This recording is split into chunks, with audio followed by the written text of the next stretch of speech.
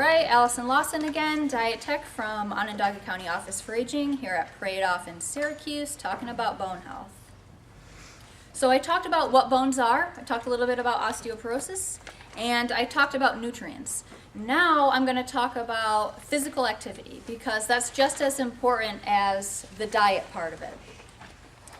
To build bone density, we need to do activities that surprise and add weight to the bones. So we want to do weight-bearing exercises. Now when I say weight-bearing exercise, I don't necessarily mean lifting weights, although you can do that. Weight-bearing exercises include walking, jogging, lifting weights, using resistance bands, jumping rope, and dancing. So there's a lot of different things you can do depending on what you like. The bottom line is any exercise that works out your muscles will also work out your bones, okay? So when you're doing those sorts of exercises, you're working out both, which is excellent. Having said that, please don't go from doing no exercise to like extreme weightlifting, okay? Because we don't want anyone to get injured. Start slow, build up, and always talk to your doctor before you start an exercise program. We want to make sure that we exercise safely, and this includes keeping our spine in check. The spine is very vulnerable, especially when we're leaning forward. We want to avoid compression fractures. So when you're practicing your good posture, that's really good for keeping the vertebrae in your spine separated and in line. So that's good for spine health. And then when you're going about your day and you need to pick something up, or when you're doing exercises, you want to make sure that you're not rounding your spine like this, because that puts pressure on those vertebrae. You want to bend at the hips and keep a straight spine, okay? So you want to do something like this, not like this, okay? Another way to keep a healthy spine is to practice good posture, which is what we've been talking about and why we did that posture check.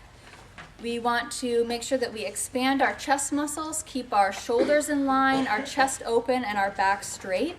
We also want to strengthen our back muscles and our core, so the front of our abs, the side of our abs, and our back.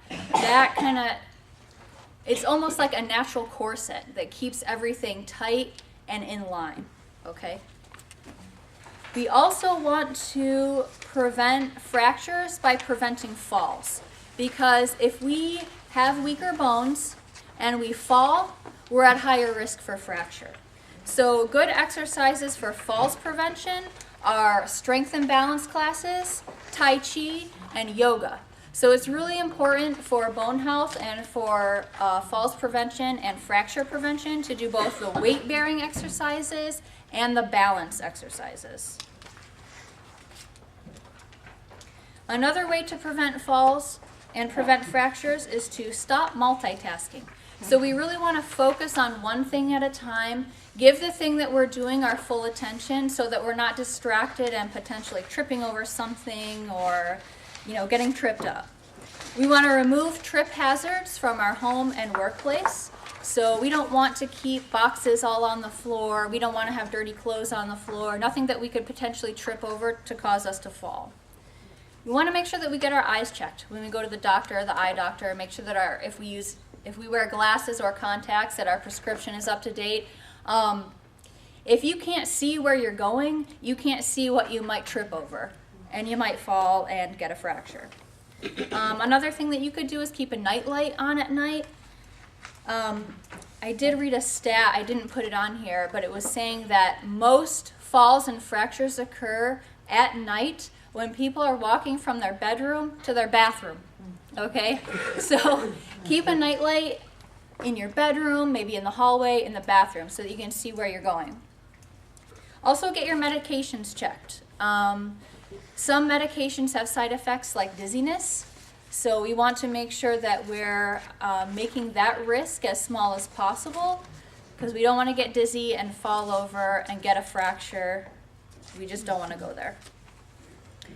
2 million people land in the ER from a fall every year, and 500,000 of those falls result in extended hospital stays. So we really want to avoid getting ourselves into that situation. So I just talked about a lot of stuff. The 3 things that I really want you to take away from this tonight is to get nutrients for bone health every day.